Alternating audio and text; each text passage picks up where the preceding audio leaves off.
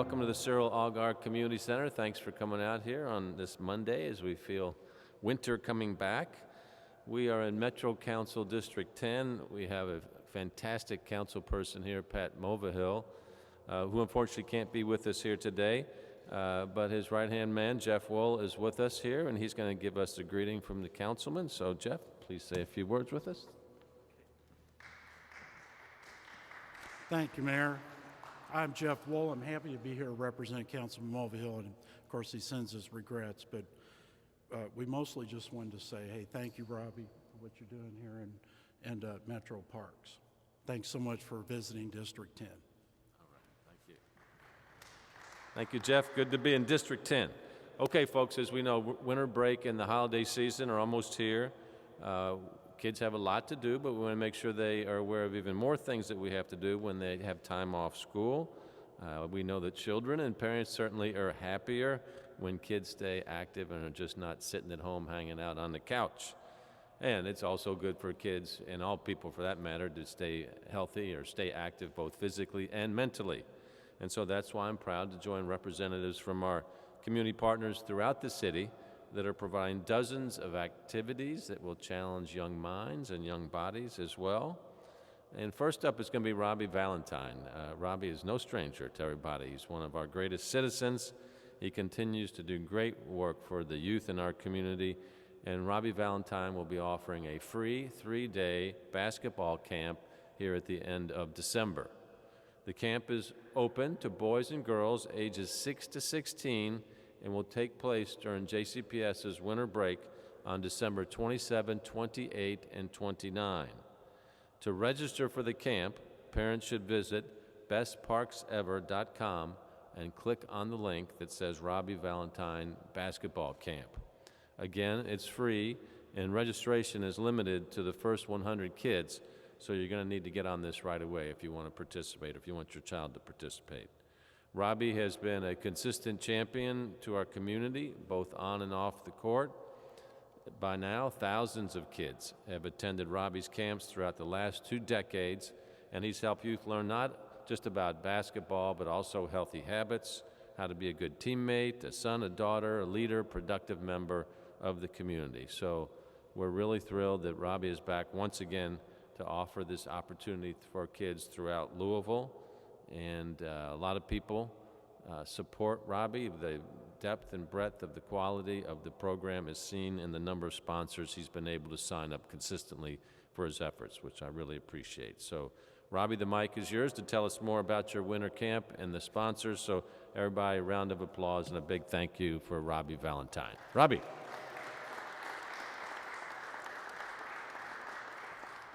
Good morning. Great to see all of you guys. I want to thank the mayor. I think we've done several of these press conferences to get kids in a safe place and off the streets, and most definitely motivate them to be the best in the classroom, at home, in the community, and hopefully one day in their successful jobs. But I wouldn't be able to do this without some great partners of, Papa John's, Air Hydro Power, Dave & Buster's, Independent 2, the Parks Alliance, and we'll let Rebecca speak in a second, Pepsi. Without them, this wouldn't be possible. And, I volunteered my time for many, many years because I want to see kids become successful. And I used to push every kid to go to college. I don't push that anymore. I just want every kid to graduate from high school and get the opportunity to work in some kind of trade. And I don't care if you're working at any local position in Louisville or Southern Indiana. The most important thing is you have a job and you stand out of trouble and stand safe and taking care of your family one day. And I've been able to, get this through the kids through basketball and opened up a lot of doors for young people. And I've been doing it 30 plus years, and today it's more fun than ever.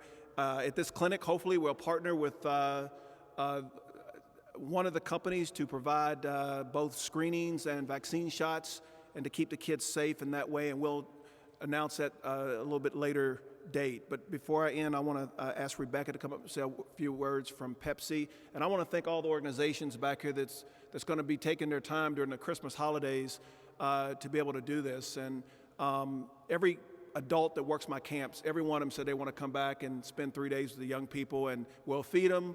We'll give them a lot of fluids from Pepsi and make sure they're well done there. And outside of that, I really appreciate the media for covering this, because a lot of times, we promote a lot of the negatives that happen in Louisville, but thank you for providing some positives and getting kids in safe places. So thank you very much.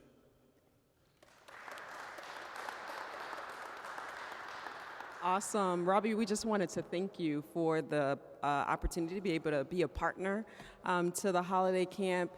Pepsi initiated our PepsiCo Stronger Together platform really around giving back to the communities in need.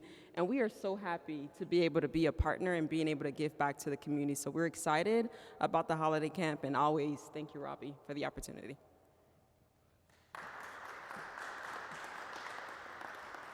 Thank you, Robbie. And as he said, testing and vaccines will be available throughout the camp. So speaking here of our Parks Department where we're at, we have 13 community centers. They're all going to be open. So kids can use Wi-Fi, get a meal, play games, sports, arts and crafts, and a lot more activities as well. So for hours and locations, visit bestparksever.com.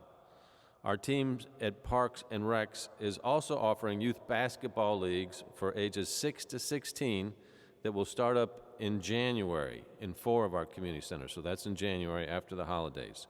Various days and times are available, and registration is $25. To sign up before December 31st, again, go to bestparksever.com. So Ben Johnson with our Parks Department is going to provide us more detail. Ben?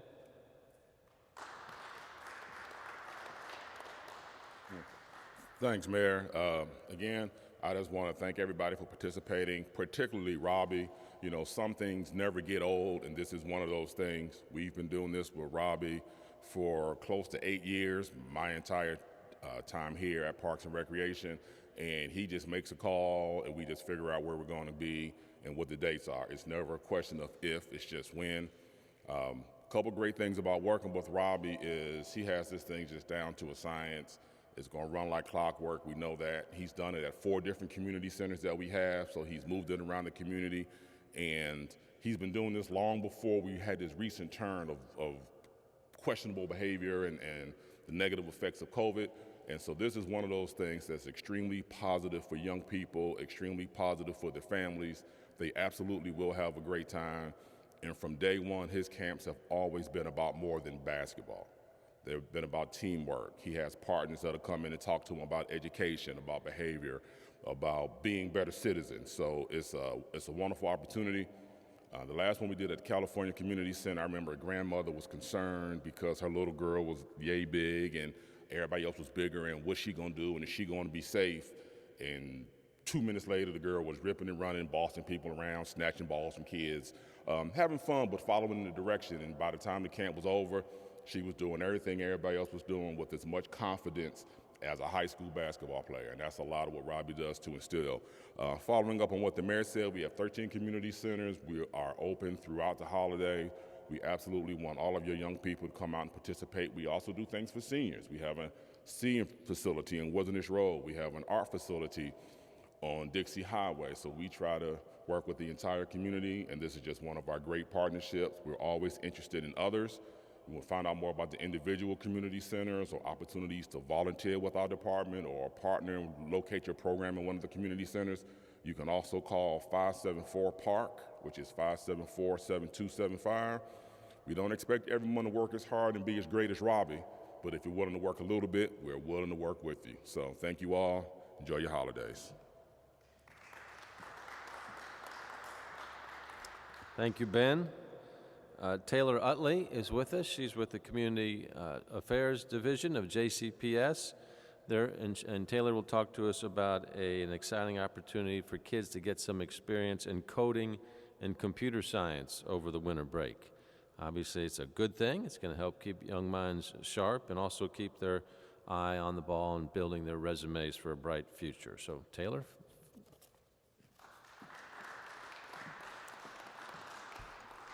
Good morning. So like Mayor Fisher said, in an effort to keep JCPS students engaged in an authentic learning experience over the holiday break and also keep everyone healthy, Diversity, Equity, and Poverty Department has teamed up with local business Bricks for Kids to create a series of 5 videos that include a guided tutorial on how to code and also feature a JCPS teacher reading books about students who love STEM. So if you are interested in receiving these free videos, you can visit the JCPS website and sign up.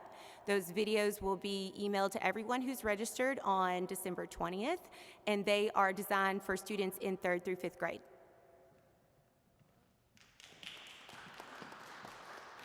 Thank you, Taylor. So we got a lot of options out here.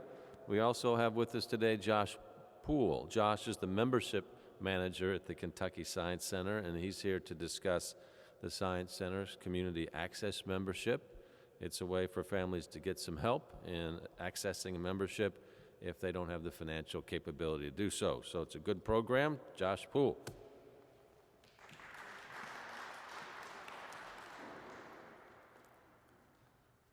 Thank you, Mayor Fisher. Happy to be here to share more details about our Community Access Membership Program.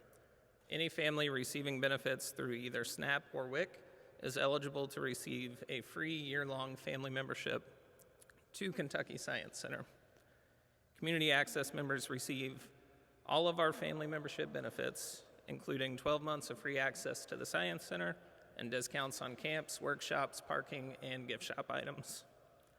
Since launching this program last December, we've activated more than 3,200 community access memberships, with 95% of those being brand new members. Applying for a community access membership is simple and can be done on-site at the Science Center or online at kysciencecenter.org/membership. SNAP and WIC recipients from any state are eligible to apply. Thank you again.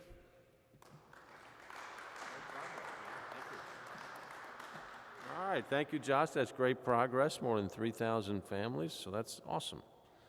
Now, the Louisville Free Public Library system is also going to be offering more than 50 free programs for kids, teens, and families, and some of those activities include story time, making crafts, music performances, and more. So for a full list of programs available at our library branches, visit lfpl.org/events, and so you can see those. All right, so whether it's athletics, science, coding, libraries, there's a lot going on these holiday seasons, so please be sure to check it out and be active. And one way that people can be active, and they often ask me, is how can I help? One way that you can help is to participate in purchasing a toy for some of the kids in our community who may not be in a situation where they're going to get a gift for Christmas. So this is a wonderful way to help folks. We have a toy drive going on right now within our Parks Department, and toys can be dropped off by December the 12th at the Creason Main Park building here at Cyril Allgaier or Mary T. Maher. So by December the 12th, drop off. So please reach out and help some of those in our community that may not get a gift. It'd be a nice thing for you to do. All right, so I want to thank Sam Hennigan also for hosting us here today. Sam, thank you. And our entire Parks Department here, thank you guys as well. With that, we'll take any questions. Mayor, what would you like to do to announce all these in-person events after having probably canceled all these last year?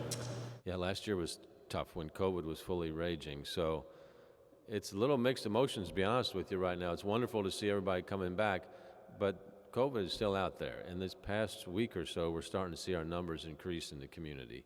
So we'll be taking COVID precautions at the events, masking where appropriate, and testing and vaccines also. So we're learning how to live with the virus, but it's still coming after us.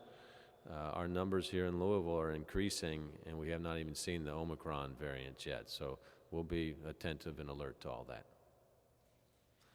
Anything else? Sorry for the non-sequitur here, but I'm going to ask about Metro Corrections. Yep. 3 deaths last week there. What do you see the problem being there, and what are you and your team doing? Yep. No, very concerning here at Metro Corrections. They're different type of deaths that are taking place. So what we do obviously is ask LMPD to help us with investigation. We also look at the patterns of our staff over there, and that's in process right now. We'll have more to say on that. But obviously, that's a sad day for the families that are involved with that, and we'll be getting more information out soon.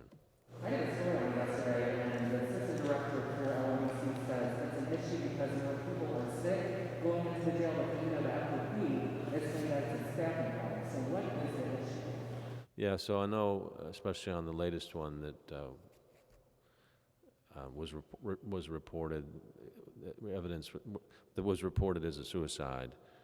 When you looked at how often that cell was seen, it was seen on the regular basis that it would have, regardless of what the staffing level was. And I know that comment was directed toward that. So that does not appear to be the case.